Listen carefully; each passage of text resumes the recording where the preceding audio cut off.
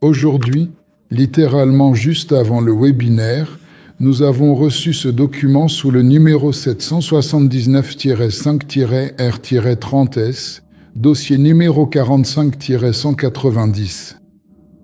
Il s'agit d'une conclusion sur la conformité de l'objet de construction ou de reconstruction achevé aux exigences de la documentation de projet mentionnée au point 1 de la partie 5 de l'article 49 du Code de l'urbanisme de la Fédération de Russie ou au modèle d'information.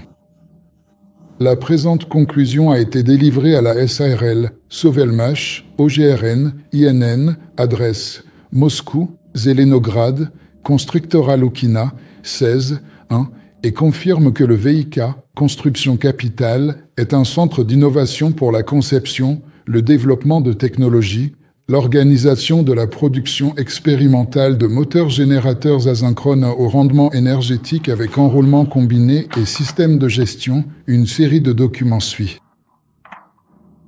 Le début des travaux de construction est prévu pour 2021.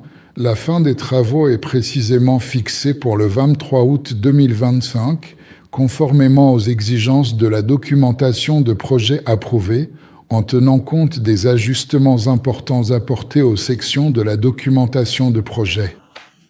Et il y a finalement beaucoup de signatures officielles.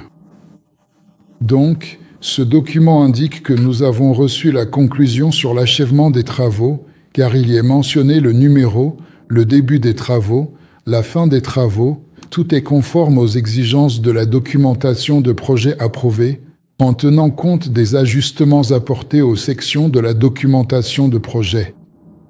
Collègues, toutes mes félicitations, on peut considérer ce jour comme la date de naissance de BTEI. Et ce que j'ai dit au début à propos de la ficelle qui se déroulait, eh bien, en voici le bout, la fin. Et nous commençons à dérouler une autre ficelle, l'autorisation de mise en service. Pas de célébration, on continue d'avancer, il y a énormément de travail. Ces derniers jours, l'équipement est arrivé déballé, installé, et maintenant on procède à son raccordement, à sa mise en service.